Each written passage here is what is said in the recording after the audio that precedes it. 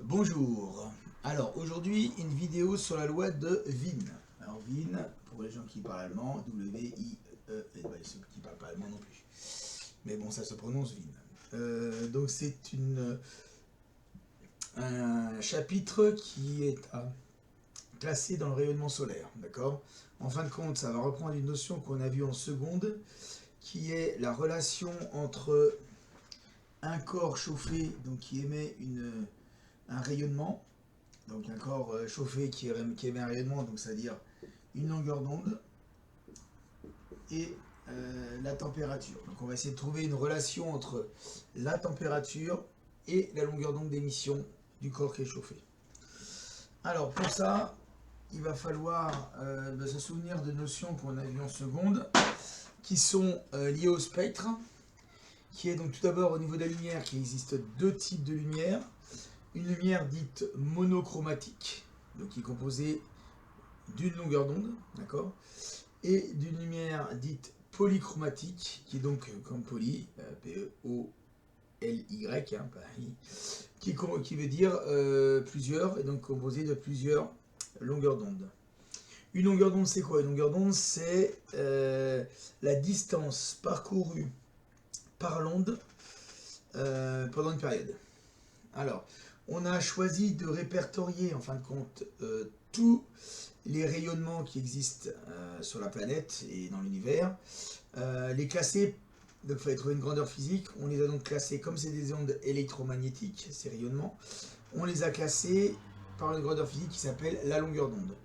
La longueur d'onde, comme son nom l'indique, c'est la longueur de l'onde. Et donc, ça veut dire qu'elle va correspondre à la distance que va parcourir une période. Je prends un exemple. Ici, j'ai un laser, d'accord, hop, qui va donc émettre par exemple, on va prendre un laser rouge qui va émettre une longueur. Donc voilà, bon, vous imaginez que c'est des vagues qui sont identiques. Qui va donc émettre une onde électromagnétique de type visible avec une période donc, qui est normalement censée être la même. Une période, donc si je prends par exemple une période, je décide que c'est de là à là, hop. Donc ma longueur d'onde lambda, ça sera ma distance parcourue en mètres par, par mon onde, d'accord. Par exemple, si je prends donc un laser que je peux dire bleu, hop, on sait que le laser bleu que le bleu a une longueur d'onde plus petite que le rouge, et donc on aura quelque chose qui sera comme ça, donc j'imagine plus petit, et donc ma longueur d'onde ici, elle sera là, d'accord. Donc ma distance qui a parcouru ma période correspond donc à ma longueur d'onde. Et on va pouvoir classer toutes les longueurs d'onde des ondes électromagnétiques par ordre croissant ou décroissant. Alors, souvent, on me dit, on voit l'infrarouge, il est à droite, l'infrarouge, il est à gauche. Non. Ce qui est important, c'est de regarder par où va la flèche. Donc, si je dis que mes lambda croissants sont par là, d'accord, donc je vais les exprimer en mètres, on va dire que mon visible, il est en très gros, donc attention, en très gros, et je ne représente pas à l'échelle parce que vous allez voir que la plage du visible est très petite par rapport à toutes les autres plages de longueur d'onde.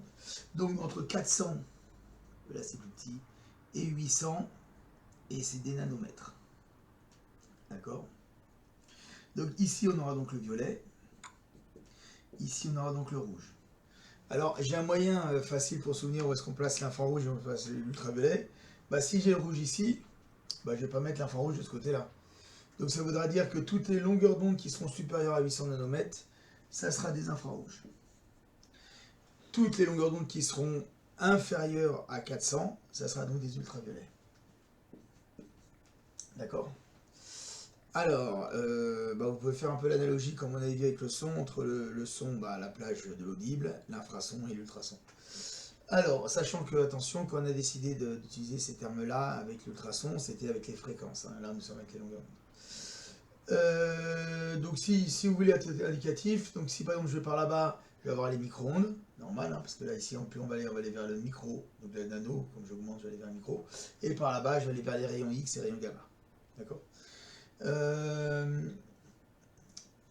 on peut dire, pour notre cas, là, ici, on peut dire que le rayonnement infrarouge, en très gros, hein, donc je simplifie, c'est ce qui va émettre de la température. Donc l'infrarouge va être équivalent à chaleur. D'accord?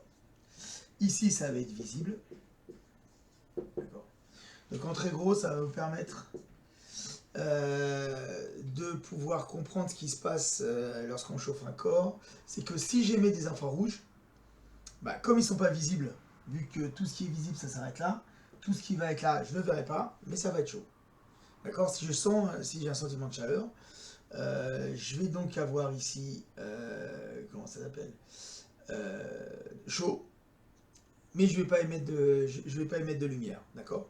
A contrario ici, quand je vais avoir des UV, par exemple quand vous allez dans des cabines, alors moi j'ai jamais bronzé à être dans des cabines, mais je pense qu'il ne doit pas faire trop chaud, parce qu'il est chaud parce que c'est fermé, donc votre chaleur corporelle va augmenter, il y a quand même des lampes qui brûlent, donc ça, dis-moi qui sont soumis à l'électricité, donc ça fait chauffer, mais à la limite vous ne sentirez pas la chaleur ici, mais par contre vous allez bronzer, d'accord?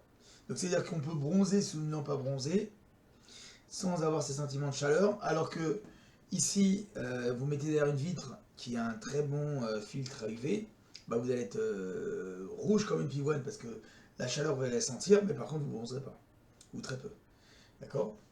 Donc, alors c'est pour ça qu'on peut arriver à bronzer sans qu'on ait chaud, hein. Il y a des gens qui peuvent arriver à prendre des coups de soleil en n'ayant pas chaud, hein. D'ailleurs, on dit souvent, il y a des nuages, mais par contre les ultraviolets, comme ils passent, les infrarouges sont bloqués par les nuages, mais par contre les ultraviolets ils passent et il y a des gens qui peuvent avoir des coups de soleil. Donc c'est vraiment pour expliquer, pour bien comprendre que chaque, dans ces trois types d'ondes, a sa spécificité. Chaleur, et donc on va toujours s'occuper de ces deux-là, là, chaleur et bronzage. Chaleur et visible, excusez-moi. Troisième chose qui est très importante, et ça vous le verrez l'année prochaine, ou peut-être en fin d'année, ça dépend de vos professeurs.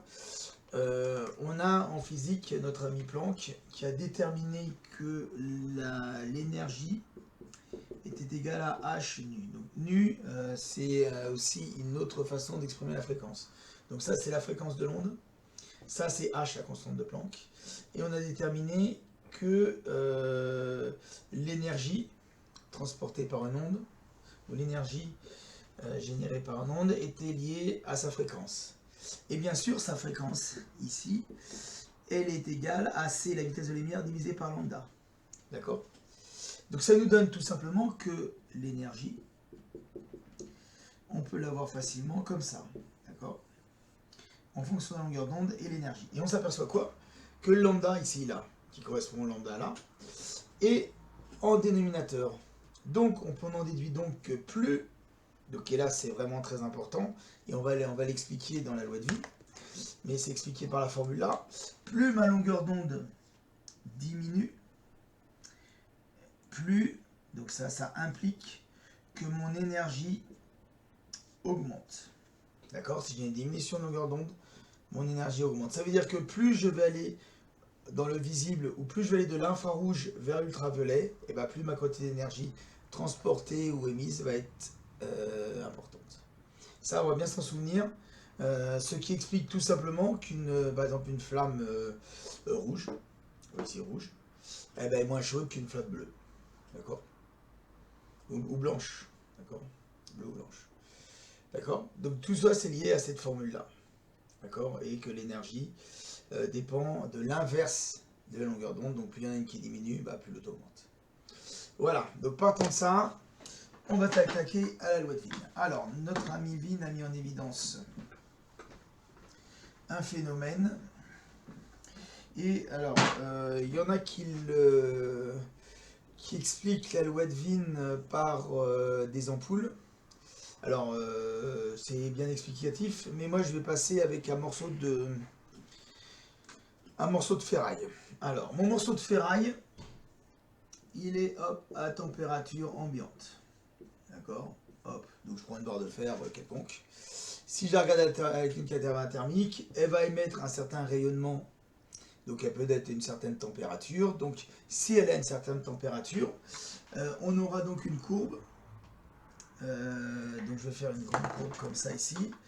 Et en fonction de... On aura donc, si je mets ici une amplitude, d'accord, donc c'est l'amplitude du rayonnement, et ici la longueur d'onde, d'accord. Donc ça veut dire que ici, je vais dire que je suis dans la limite donc, du violet, hop, là du rouge, donc ici c'est ma limite visible, ici c'est ma limite UV, ici c'est ma limite infrarouge. Donc si ma barre ici elle est noire, hein, elle est tranquille peinard, qu'est-ce qui se passe? Bah, quand je la touche, j'ai pas chaud. Donc on va avoir une espèce de petite courbe ici qui va être comme ça. Pourquoi? Parce que je l'ai posée par terre, j'ai laissé traîner au soleil. Elle va avoir pris les rayons du soleil, elle va être un petit peu chaude, elle va être disons à 20 degrés. Donc elle va émettre, donc elle va avoir emmagasiné de l'énergie. On va l'assimiler, donc c'est ce qu'on appelle un corps noir.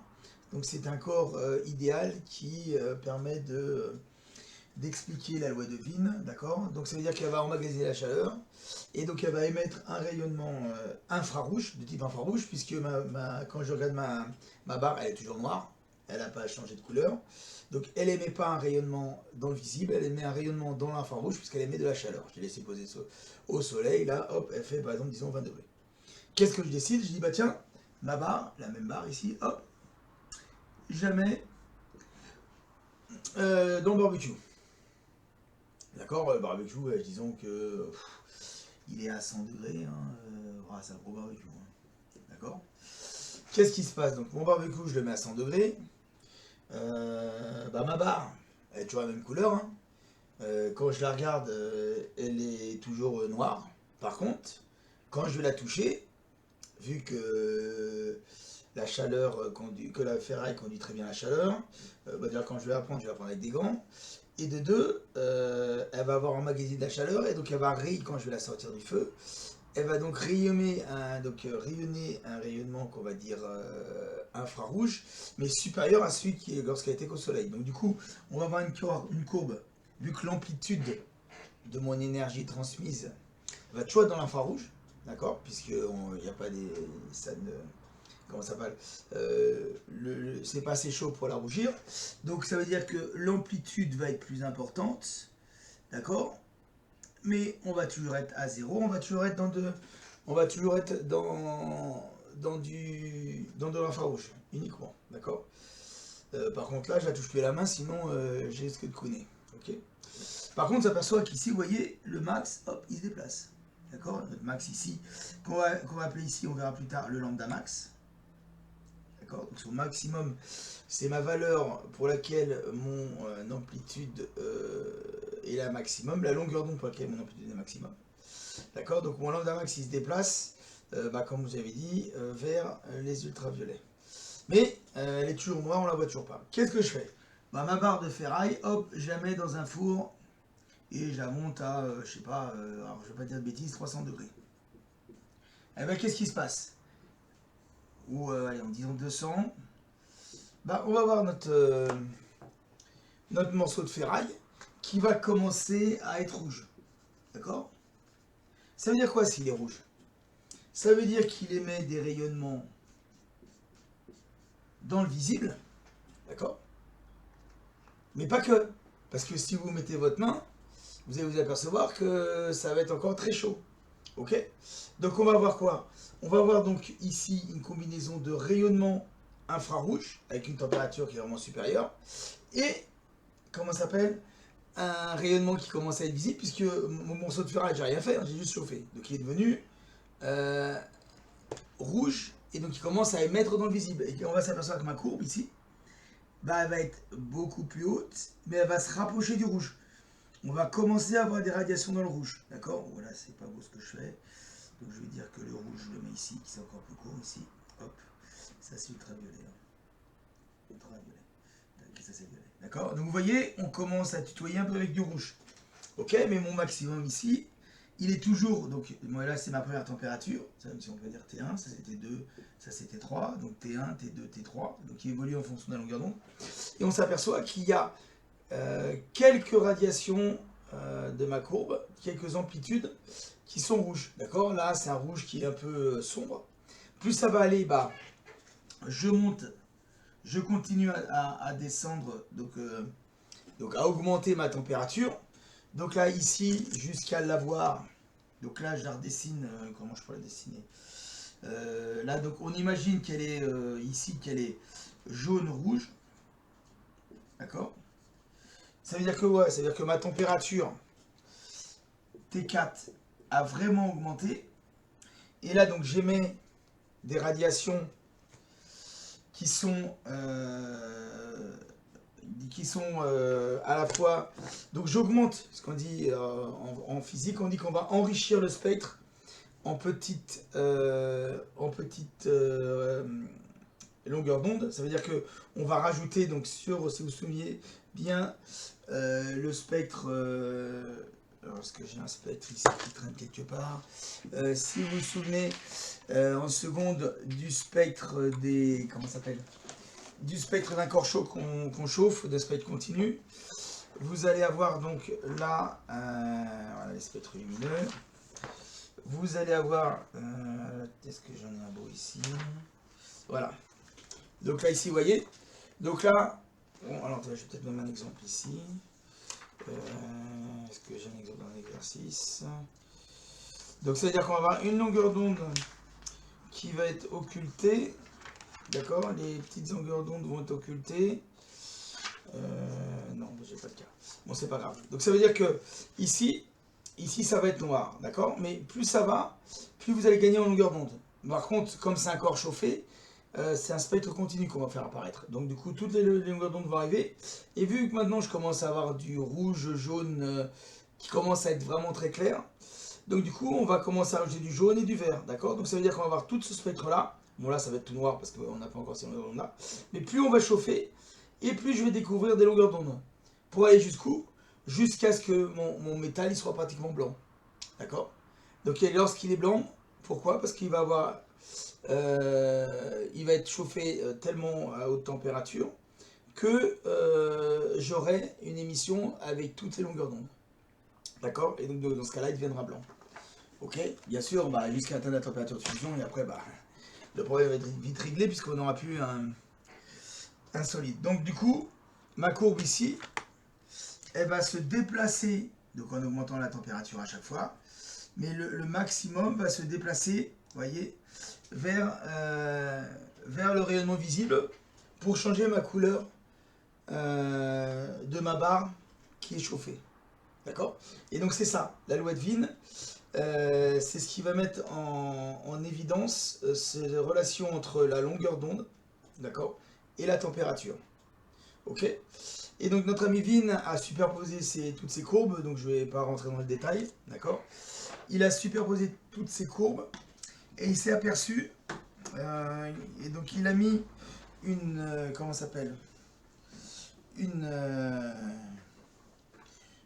formule qui permet de lier la température en Kelvin, donc on verra après quoi ça correspond à la longueur d'onde en mètres, qui nous dit que la température est égale à 2,898 10-3 divisé par lambda.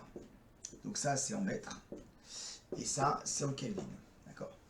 Donc ça veut dire que si je veux chercher une température d'un corps chauffé, quand je connais sa radiation émétrique qu'elle émet, je vais savoir sa température. Donc alors, c'est facile à voir, hein, donc les spectres, vous prenez un spectro, par exemple j'aurais pris ma barre, mon bout rouge, j'aurais regardé mon bout rouge avec le bout rouge de ma barre avec le spectro, et j'aurais eu ma décomposition avec l'enrichissement de toutes les longueurs d'onde. Cette formule-là, il va falloir la connaître, hein, c'est simple, hein, c'est-à-dire que si on me donne pour un lambda est égal par exemple à 800 10-9 mètres, donc 800 nanomètres, j'applique, tac, j'ai une température du corps. Et ça a permis de connaître des températures de certains astres, parce que si vous avez une température d'une personne, je veux savoir ma température corporelle, je prends un appareil, ça mesure, alors je ne pense pas que ça marche comme ça, je ne sais pas si c'est le capteur, mais je vais prendre un autre exemple, comment ça s'appelle, avec un spectro, je regarde le rayonnement d'une planète, je trouve donc sa longueur d'onde maximum, j'étudie son spectre. Je trouve sa longueur de son lambda max. Donc ici d'ailleurs c'est le lambda max. Vous vous souvenez, le lambda max, c'est dans la courbe qu'on avait, d'accord, qui faisait comme ça, c'était l'amplitude maximum, la longueur d'onde qui correspondait à l'amplitude maximum de ma courbe. Donc j'ai mon lambda max et je m'en sers pour calculer la température. Voilà. Alors, c'est bien cette température, mais alors, on dit la température en Kelvin. Alors, le Kelvin, c'est quoi? C'est juste une nouvelle unité. On va parler de température absolue. Absolue. Ça veut juste dire que la température que je vais utiliser, c'est une température avec les Kelvin comme unité. Et pourquoi absolue? Parce qu'elle est toujours positive.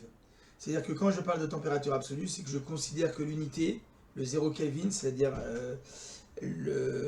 la situation à laquelle tout est mort, plus rien ne bouge, les atomes, les électrons, les protons, il n'y a plus aucune activité moléculaire et atomique, et plus aucune structure qui bouge.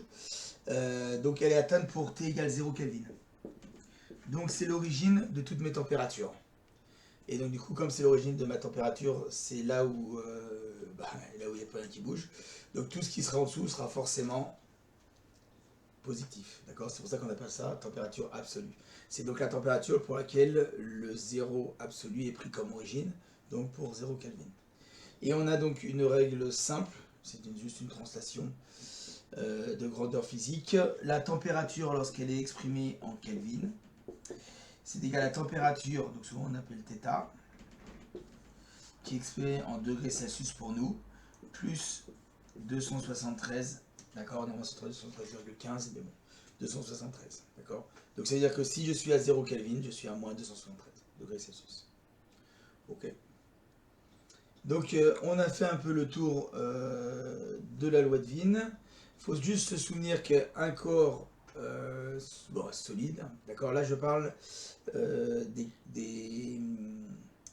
on a vu là sur la démonstration qu'on a faite, c'est sur un corps solide, hein, donc pas sur les gaz.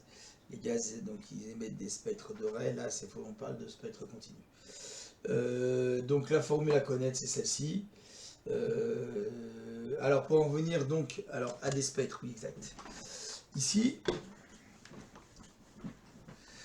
on a fait, on peut avoir des spectres, donc si on fait un petit exercice pour que tout le monde comprenne, donc ça veut dire que si j'ai quelque chose qui rayonne dans le rouge, ça sera moins chaud que quelque chose qui rayonne dans le blanc, que quelque chose qui rayonne dans le bleuté. D'accord? Pourquoi? Parce que je vais prendre par exemple alors je me souviens plus des noms, une étoile par exemple qui va avoir donc ici le rayonnement visible. Alors le rayonnement visible, je vais le représenter, donc ça je dis que c'est le bleu, mais bon c'est le violet, le rouge, d'accord, hop, donc avec le vert au milieu, hein, hop, d'accord, ça c'est le rayonnement visible. Si j'ai ma courbe, d'accord, qui vient se placer comme ça, d'accord, avec mon lambda max qui est dans l'infrarouge, d'accord, on peut dire que celle-ci, alors non, en plus je l'ai mal dessiné, hein, parce que normalement, donc je vais bien la dessiner parce que ça ressemble plutôt à une gaussienne, donc qui dit gaussienne avec une descente beaucoup plus rapide, d'accord, voilà. Donc ça veut dire que ici j'ai plus de rayonnement visible, d'accord, je parle bien visible, hein, dans le rouge, donc les intensités de rayonnement visible sont plus importantes dans le rouge que dans les autres longueurs d'onde, donc celle-ci va sûrement nous apparaître rouge, d'accord. Si j'en prends une autre, donc pas donc celle-ci ici, hop, hop, alors avec toujours pareil, donc ça c'est le violet, hop, ça c'est le vert, hop, ça c'est le rouge, hop. Bon, par exemple nous allons avoir ici une courbe qui va faire plus ça, d'accord. Alors celle-ci elle va apparaître plutôt blanche, d'accord. Et ça nous fait passer à quoi? Par exemple, ça peut être le soleil. D'accord? Donc qui est blanc lorsqu'on le regarde dans l'espace et qui est jaune avec l'atmosphère. D'accord? Alors ça, c'est une étoile rouge, je sais plus laquelle c'est, le rouge, je ne veux pas dire de bêtises. C'est une étoile rouge. D'accord. Hop. Et la dernière, par exemple, ici, qui aurait un spectre de ce type-là, donc avec bleu là, d'accord, donc quand je mets bleu, hein, c'est le violet, hein, c'est l'extrême. Le vert ici, hop, et le rouge là. Donc là ici, on aurait une courbe qui serait, alors attendez, je vais même déplacer un peu plus parce qu'on va se mettre plus sur les ultraviolets, qui ressemblerait plus à ça, d'accord. Bah vous voyez celle-ci, donc avec son lambda max, hop, qui va être ici. Lui, lambda max, qui va être ici. D'accord. Donc ça, c'est encore, ça c'est l'étoile qui va plutôt apparaître bleutée. D'accord. Et dans ce cas-là, quand je regarde ces trois diagrammes-là, je m'aperçois que celui-ci est principalement dans l'infrarouge. Celui-là est principalement dans les UV. Celui-là est principalement dans le visible. Bah, ce que je vais dire, c'est que vu mes lambda max où il se trouve et où vu donc là c'est pour ça que celle-ci nous apparaît bleutée parce que bah on est plus dans le bleu, on voit plus de bleu que de rouge, d'accord. Mais donc en faisant la somme, ça va faire blanc bleuté. Celle-ci, bah, elle est blanche parce que bah, vous voyez, on a une répartition pratiquement parfaite de l'intensité lumineuse. Et celle-ci, bah, elle est plus dans l'infrarouge parce que bah, les principales radiations sont dans le rouge. Et bah, si on doit regarder la température, on sait que là, ici on a T1, ici T2, ici T3. On aura donc T1 sera inférieur à T2, sera inférieur à T3. D'accord. Pourquoi? Parce que bah, le pic, là, il est dans l'ultraviolet. Le pic, là, il est dans le visible. Et là, le pic, il est dans l'infrarouge. Ok. Le visuel sera donné par les radiations qui seront émises de plus. D'accord. Là, vous voyez, là, ça sera plus dans le bleu. Là, ça sera la somme va faire le blanc. Et là-bas, on sera plus dans le rouge. Ok. Donc, si vous avez compris ça, vous avez tout compris. Que dire d'autre? Bah non, bah ça suffit.